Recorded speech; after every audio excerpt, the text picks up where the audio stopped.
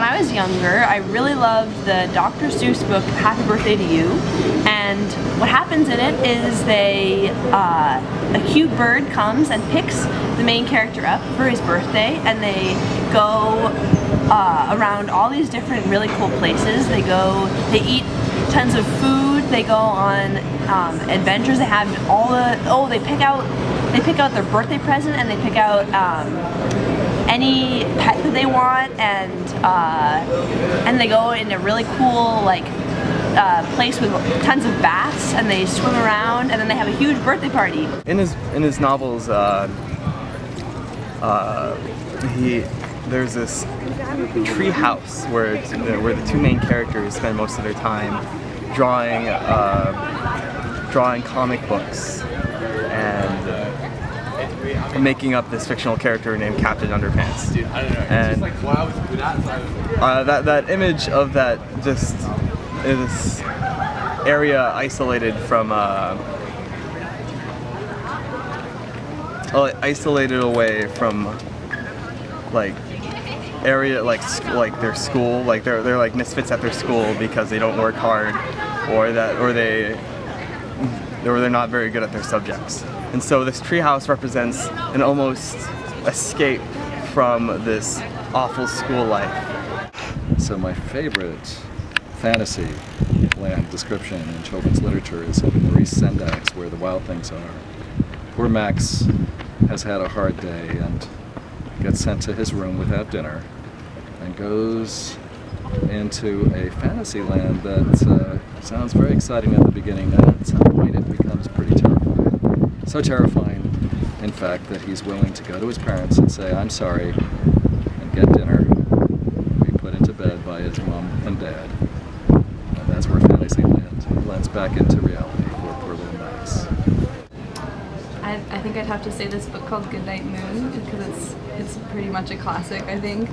And I just remember the world of it, like the colors are just very, almost melancholic, kind of dark and simple and just like cooling, because I think the point is to just make children kind of calm down before bed. And it's almost written like a very, very simple poem that just kind of reflects on all of these random objects that are around, and it's kind of a way of saying goodnight to everything. And yeah, it always like made me feel really calm before bed. Yeah.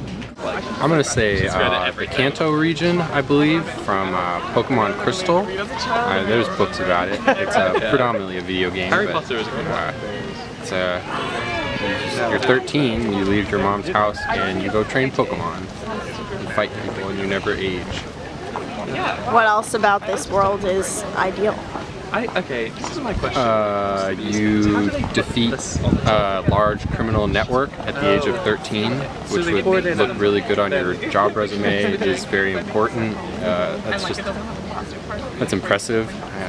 Not many kids do Because that. I always look at this and I'm like, I would definitely choose Avatar: The Last Airbender, so I could have bending powers. I'd probably be like an earthbender if I had to pick. In this world, there are 4 different types of powers: air, water, earth, and fire. And you can manipulate those elements, and they're sometimes at war, but often in harmony also. And they're cool mystical creatures like flying water buffalo and lemur. I guess lemurs are real, but they have those too. Magic Treehouse. It's like, I think they're like siblings or something. I don't know. There's like a couple kids and they have a treehouse and it's magical, and I forget how the powers activated, but each book would be like a different adventure, and they would go into the treehouse and it would like transport them to a different time and place, and they would like do crazy shit and like almost die, and then but they would just narrowly like make it back to the treehouse, like in time or whatever. I always really wanted my birthday to be like that, because like, you know, when you're a kid and your birthday's kind of a letdown, but it was definitely one of my favorite books, and I read it every year on my birthday. I guess I like that it mixes like martial arts, like cool yeah, like cool martial arts with also like superpowers. And everybody has their own different types of superpowers, and it's like clubs you're in by your superpower, which I think would be pretty fun. It was like an adventure of the week kind of thing. So they went to cool places like Pompeii, and they like saw dinosaurs. Well, obviously this world is mundane and boring, and grades matter, but in Pokemon, you don't go to school. You're a 13-year-old boy living on your own, and you never pay for hotels or anything. You just fight people and raise Pokemon day and night continuously. That's pretty cool. So at this point in your life, You never have a job. would you still want to live in the Pokemon world? It's the ideal universe. Like, it's finals week, so I would really like to not be in school right now. I'd really like to have Charizard just messing up some bad guys. It was the same like traditions that everyone goes through on their birthday, getting a present, like having the idea of having a special day that's all about you, and you know, having a birthday party, having all your friends, whatever. But it was definitely like exaggerated in like a really ideal, like fun way. I think the book kind of is like evokes a feeling of the way that you can see the world if you want to, and just looking at things as the way that they are, kind of. So maybe more so than just like if it's similar or different, just like the way that you can approach things, kind of. It's just like noting their presence and like accepting them and saying goodnight to them.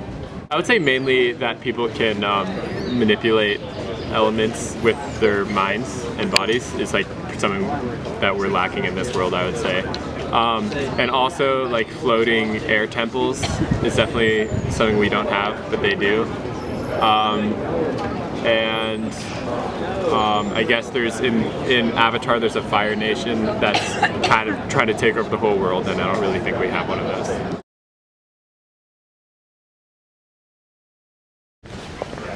How do you think your childhood would have been different if you hadn't played Pokemon? But yeah, we It would have been a dark place. I don't know. I really enjoyed it. I played it with all my little middle school friends. I played it with all my little elementary school friends.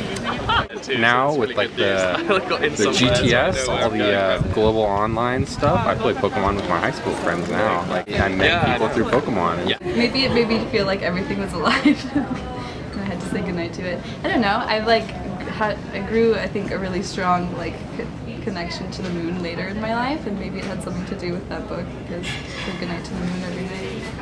You could read the book as like sort of materialistic, you know, oh, the boy gets all these presents, whatever, he gets to have this like luxurious day. It's so extreme, but really what it's about is like celebrating him as an individual, and I think that that's something that birthdays definitely are about. I like to live vicariously through the main character of the book, with the birthday bird and the fun presents. The author is dyslexic, and that means the letters and numbers that you see are inverted or misshapen, and it's very difficult to read. So growing up, I also had dyslexia.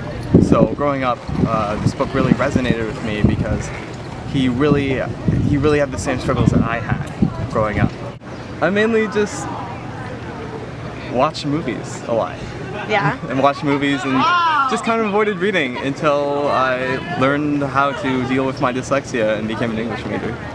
Because, you know, not only did I have tantrums when I was first taken to nursery school, I screamed so loudly, I was never taken back by my mother, so that was a really bad little boy. But I have two kids. I read this story to them, and I read it always after some emotional catharsis led to a reckoning of relationships between us and them, and the story always helped. So the story and the setting itself has had really influenced. Oh, it's powerful. It's powerful. I mean, it's also beautifully illustrated. I mean, Yeah. It's incredibly described. Sendak is a kind of artist of a very peculiar sort, and so it's like the finest pieces of children's literature that appeal to the adults even more than they do perhaps